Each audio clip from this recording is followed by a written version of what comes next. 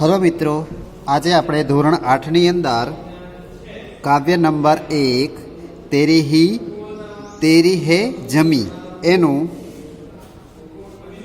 અભ્યાસ કરીશું। તો સૌપ્રથમ પહેલા આપણે કાવ્ય ગાન સાંભળીશું।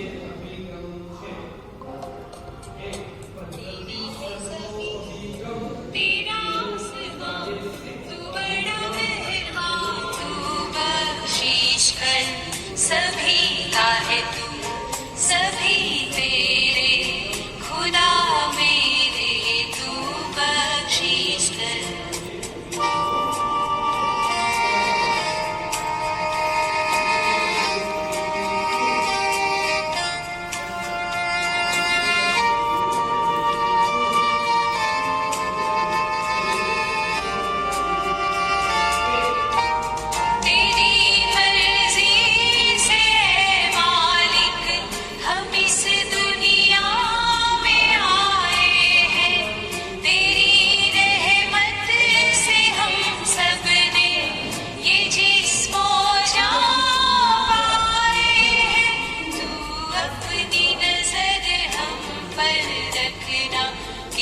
हाल में है ये खबर रखना, तेरी है ज़मीं तेरा आसमां, तू बड़ा मेहरबान तू बख्शीश कर।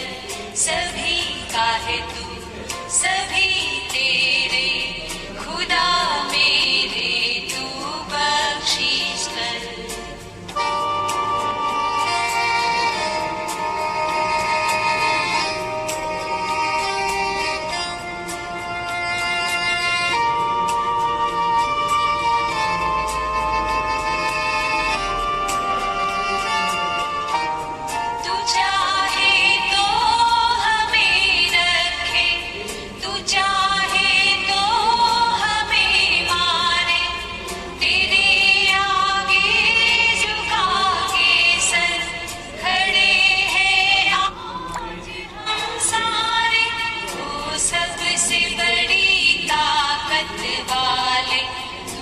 चाहे तो हर आफत डाले, तेरी है ज़मीं तेरा आसमां, तू बड़ा मेहरबान तू बख्शीश कर। सभी का है तू, सभी तेरे, खुदा मेरे तू बख्शीश कर। तेरी है ज़मीं।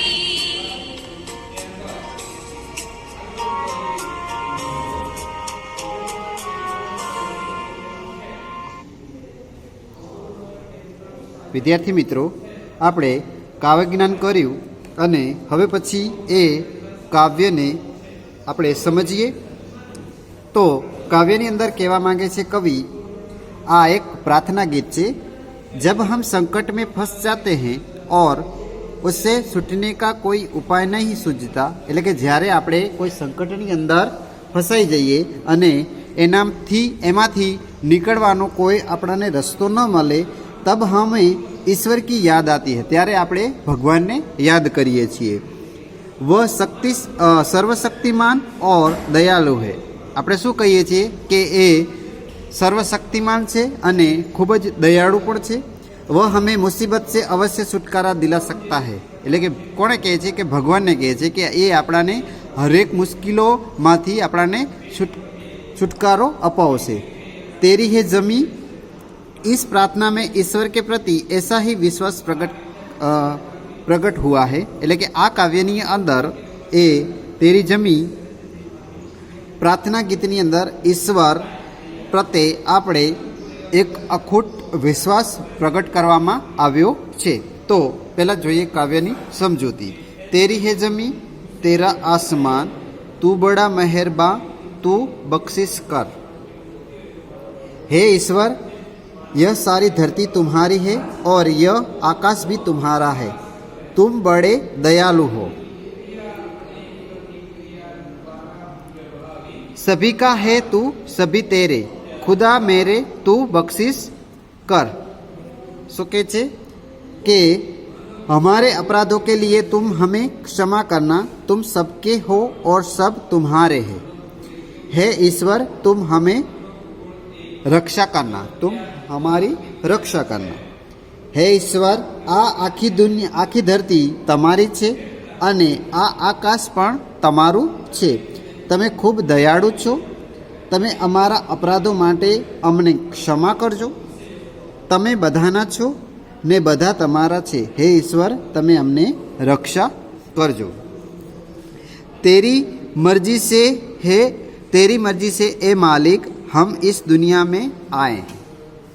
तेरी रहमत से हम सबने यह जिस्म और जान पाए हैं।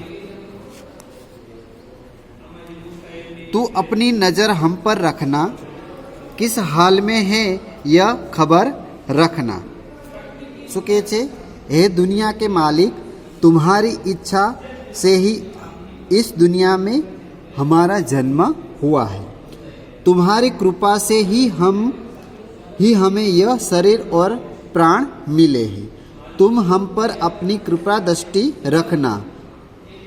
हम किस हालत में हैं इसकी हमेशा खबर रखना। हे दुनियाना मालिक, તમારી ઈચ્છાથી જ આ દુનિયામાં અમારો જન્મ થયો છે। તમારી કૃપાથી જ અમને આ શરીર અને પ્રાણ મળ્યા છે। તમે અમારા પર તમારી કૃપા દ્રષ્ટિ રાખજો। અમે કઈ પરિસ્થિતિમાં છીએ તેની સદા ખબર રાખજો।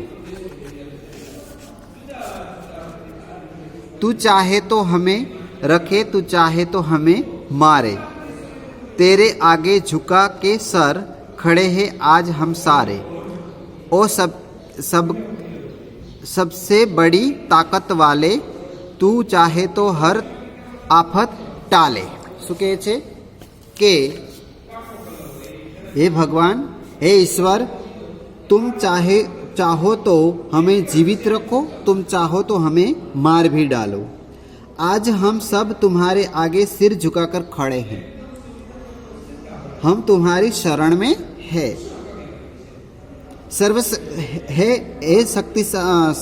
सर्वशक्तिमान, तुम चाहो तो हम पर आई हर आफत को दूर कर सकते हो। हे ईश्वर, તમે ઈચ્છો તો અમને જીવન જીવતા રાખો અને તમે ચાહો તો અમને મારી પણ નાખો।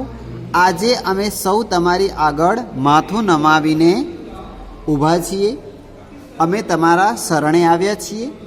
હે સર્વશક્તિમાન, તમે ઈચ્છો તો અમારી ઉપર આવેલી દરેક આફત દૂર કરી શકો છો। આ કાવ્યની સમજૂતી હતી। કાવ્યની અંદર જ્યારે આમ તો ભગવાનને યાદ ન કરીએ, પણ જ્યારે આપણી ઉપર કોઈ આફત આવે, કોઈ સંકટ આવે, ત્યારે જ આપણે ભગવાનને યાદ કરીએ છીએ કે હે ભગવાન, તું હવે અમને તારી દે। આખો વર્ષ પરીક્ષા માટે કોઈ પણ પ્રકારની તૈયારી નથી કરતો અને જ્યારે એ વ્યક્તિ પરીક્ષામાં બેસે છે, પરીક્ષા ખંડની અંદર, ત્યારે એને ભગવાન યાદ આવે છે કે એ ભગવાન, તું મને શું કહે છે કે તું મને પાસ કરી દેજે। પણ ભગવાન એમ પાસ કરતા નથી, કારણ કે એના માટે આપણે મહેનત કરવી જોઈએ અને મહેનતથી જ આપણે આગળ આવી શકીએ છીએ। તો આ કાવ્યની અંદર પણ એવું જ ઉલ્લેખ કરવામાં આવ્યું છે કે જ્યારે આપણે કોઈ સંકટની અંદર કે કોઈ મુસીબતની અંદર હોઈએ છીએ ત્યારે જ આપણે એ ભગવાન ઈશ્વરને યાદ કરતા હોઈએ છીએ। હરિઓમ, ધન્યવાદ। આના પછીનો બીજા વિડીયોની અંદર આપણે બીજા નંબરનો પાઠ જોઈશું। હરિઓમ અસ્તુ।